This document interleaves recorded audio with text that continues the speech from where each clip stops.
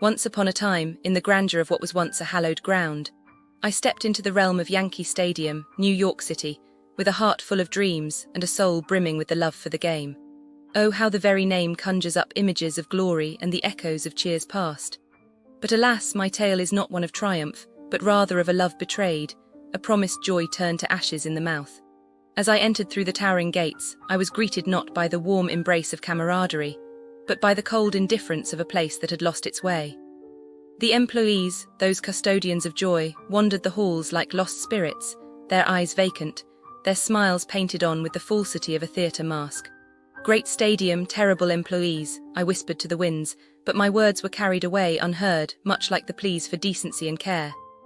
I sought sustenance, a simple desire, but what I found was an affront to the very notion of nourishment.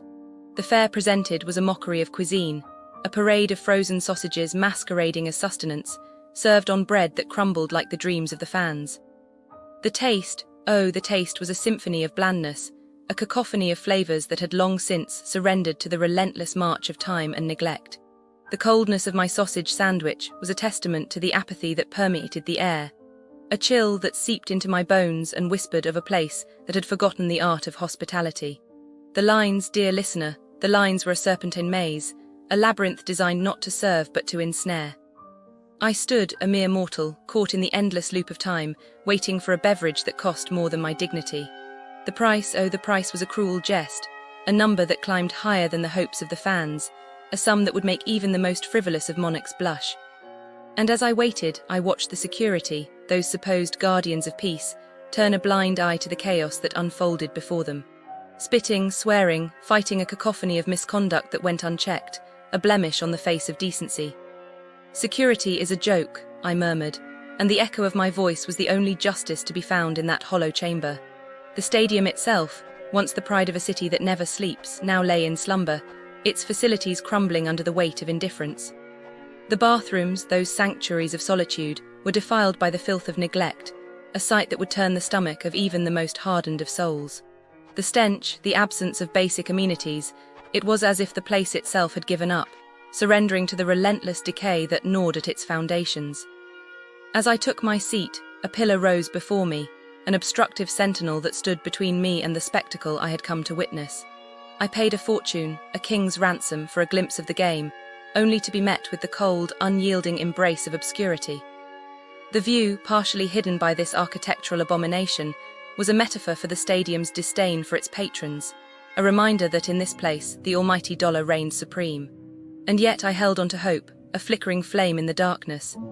I reached out, seeking guidance, seeking a voice that would acknowledge my plight. But my calls to guest relations were met with silence, a void that swallowed my pleas like a starving beast. The automated systems, those heartless gatekeepers, denied me the warmth of human contact, leaving me adrift in a sea of apathy. As the game unfolded, a sense of melancholy enveloped me.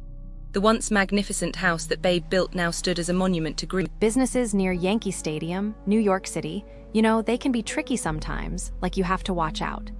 There was this one time, two guys from the Bronx, Patrick and a Sinimo, they stole people's social security numbers and stuff, They made fake IDs and passports, like who does that?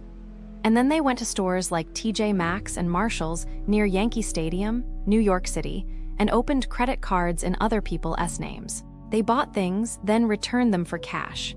Over $50,000, like that is so much money. And they drove around in a fancy Mercedes SUV, like they thought they were so smart. But guess what? They got caught. They had to pay everything back, and the car got taken away. Serves them right, I bet those people whose identities got stolen were so scared, like what if someone ruins their credit? That is just wrong. And then there was this other thing, near Yankee Stadium, New York City, at a supermarket. Some person tried to fake a slip and fall, like really? They thought they could just lie and get money from the owner's insurance. But the owner was smart, They checked the cameras and saw the whole thing was fake. Like, how embarrassing. The scammer probably ran away after getting caught, or maybe they got in trouble. I hope they did, because that is just mean.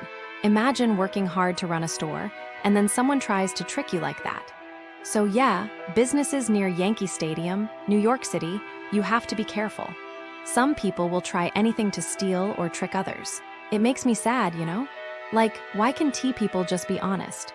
Tourists coming here for a short trip should just keep an eye out because some people are not nice. Here's the as we venture into the area surrounding the iconic Yankee Stadium in New York City, one can't help but feel a sense of excitement and anticipation. However, beneath the surface of this lively neighborhood lies a web of disappointing businesses that seem to be stuck in a rut. Businesses near Yankee Stadium are like a puzzle that's missing a few crucial pieces. They're incomplete, and it's frustrating to say the least. Upon closer inspection, you'll notice that customer service is often an afterthought, with employees seemingly more interested in collecting paychecks than providing genuine assistance. Take, for instance, the Bronx Terminal Market. This establishment is a perfect example of how a lack of attention to detail can lead to a domino effect of problems. From inconsistent operating hours to subpar service, it's a wonder how they've managed to stay afloat. To add insult to injury, the parking lot is a nightmare, with no signs of improvement on the horizon. It's like they're intentionally trying to make life difficult for their customers. Nightclubs like the Spaniard are notorious for their aggressive staff and questionable safety standards. You'll be lucky to escape without a confrontation or two. It's like walking into a ticking time bomb, where the fuse is lit the moment you step foot inside. And don't even get me started on the roofies being peddled in the shadows. It's a recipe for disaster, and a stark reminder that some businesses are more concerned with lining their pockets than protecting their patrons. Legends, another popular spot, is plagued by shoddy service and an air of disdain towards customers.